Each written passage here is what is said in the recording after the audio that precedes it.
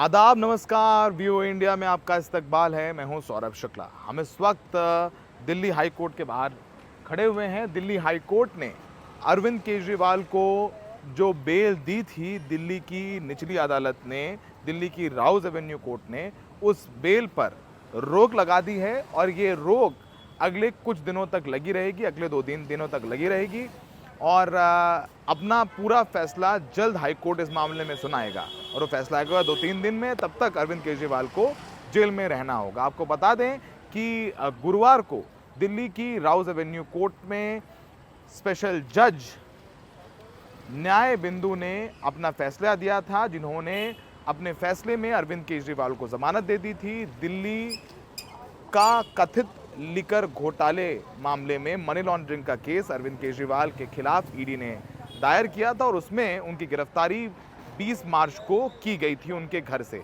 उसके बाद अरविंद केजरीवाल जेल में ही रहे। अरविंद केजरीवाल को सुप्रीम कोर्ट ने ज़रूर चुनावों के दौरान प्रचार करने के लिए अंतरिम बेल दी थी, जिसके बाद 2 जून को प्रचार खत्म होने के बाद अरविंद केजरीवाल ने कोर्ट में सरेंडर किया था।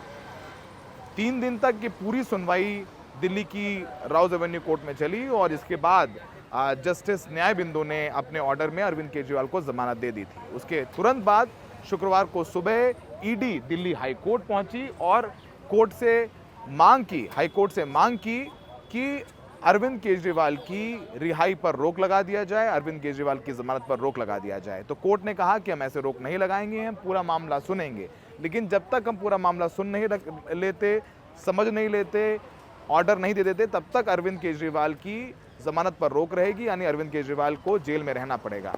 लगभग 6 घंटे तक सुनवाई चली।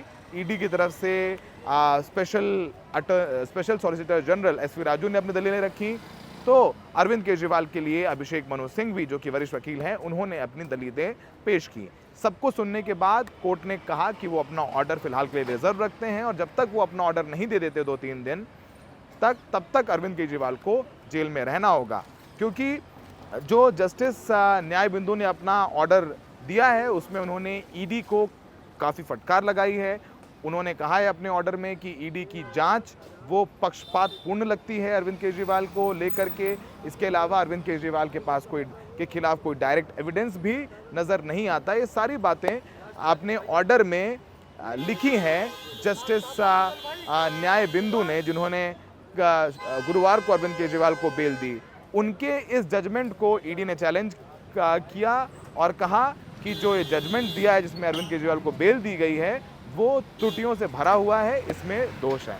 अब 2-3 दिन बाद पता चलेगा कि अरविंद केजरीवाल जेल में रहेंगे या जेल से बाहर निकलेंगे। हमें देखने के लिए बहुत बहुत शुक्रिया।